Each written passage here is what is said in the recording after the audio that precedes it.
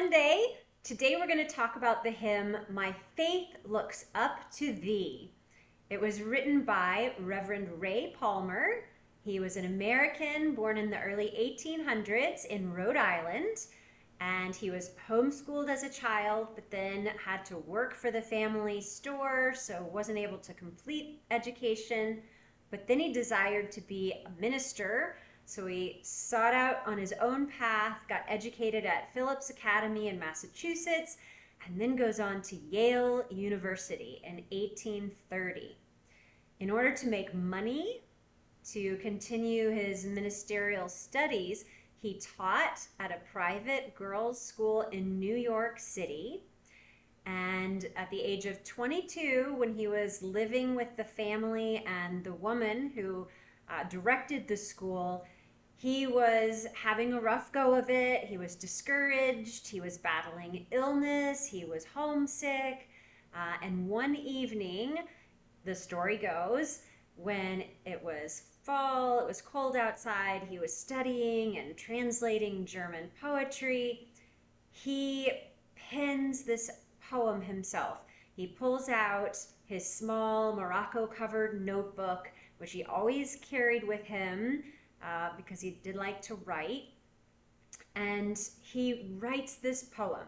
And let's read the poem, because it is the text for our hymn. So he writes this, and it's a very private, personal moment. He says, "My faith looks up to thee, thou Lamb of Calvary, Savior divine. Now hear me while I pray. Take all my guilt away. O let me from this day be wholly thine. May thy rich grace impart strength to my fainting heart. My zeal inspire, as thou hast died for me. O may my love to thee, pure, warm, and changeless be, a living fire. While life's dark maze I tread, and griefs around me spread, be thou my guide. Bid darkness turn to day, wipe sorrow's tears away, nor let me ever stray from thee aside.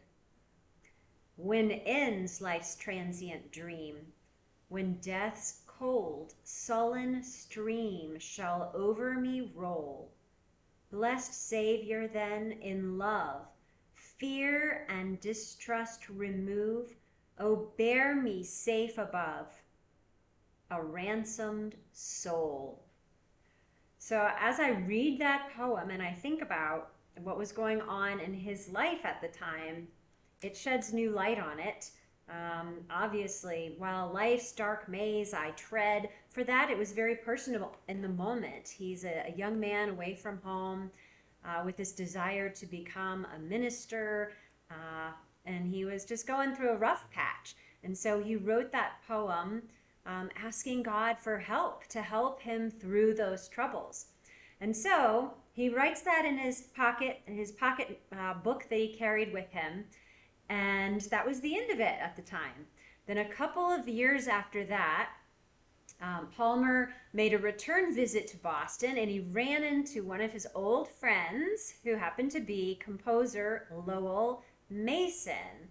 And if you remember, he is the author of the tune to "When I Survey the Wondrous Cross." So Lowell Mason goes up to Ray Palmer, and he's in the process of compiling his hymns and tunes to put a book together called Spiritual Songs for Social Worship. And he goes up to Ray Palmer and says, "Do you have something for me? I know you write poetry. Do you have some text for me that we can set to music?" And Palmer, who at the time was too tired to produce anything new, pulled out his little leather notebook and showed Mason that poem that he had written 2 years earlier. The personal prayer for renewed zeal and courage, the one that he had composed when he was down and working hard for the girls' school. And so after reading the poem, Mason Lowell runs to a nearby store for a piece of paper so that he could copy down the words.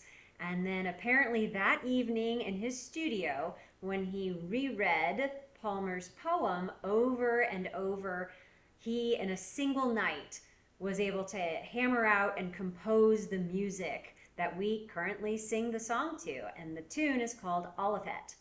So when we sing that this Sunday, you can open up your hymnal on page 702 and you'll see there the composer is Mason Lowell. The tune is Olivet, and the text, my faith looks up to thee. And you can know that it was written in, a moment of kind of strife, personal strife for this young man as he was trying to tread the road to be a pastor. And he was asking God for guidance, for help to steady him and get him through. So I look forward to singing this beautiful poem with you on Sunday. Bye-bye.